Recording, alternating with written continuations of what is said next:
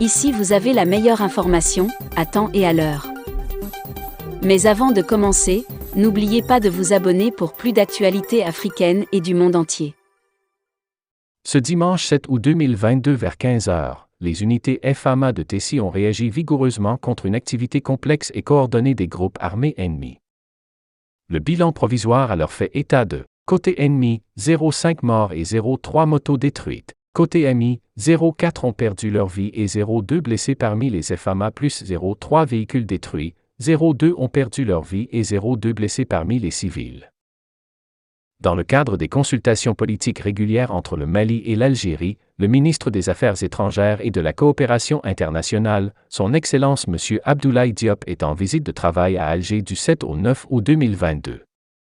Lors de sa visite, le chef de la diplomatie malienne s'est entretenu avec son homologue algérien, ce dimanche 7 août, notamment sur le renforcement des relations de fraternité et de coopération qui unissent les deux pays ainsi que les perspectives d'une nouvelle dynamique à la mise en œuvre de l'accord pour la paix et la réconciliation issu du processus d'Alger.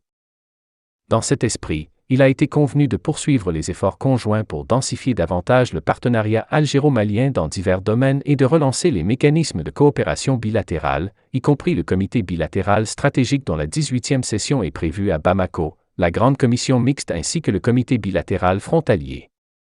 S'agissant de la mise en œuvre de l'accord d'Alger, les deux ministres se sont félicités des résultats encourageants de la réunion décisionnelle de haut niveau tenue à Bamako du 1er au 5 août concernant notamment la question du désarmement, démobilisation et réintégration et certains aspects des réformes politiques et institutionnelles.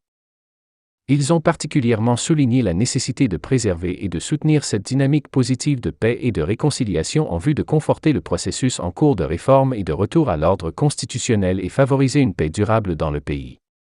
À cet effet, les chefs de la diplomatie des deux pays ont échangé sur la réunion du comité de suivi de la mise en œuvre de l'accord devant se tenir prochainement à Bamako.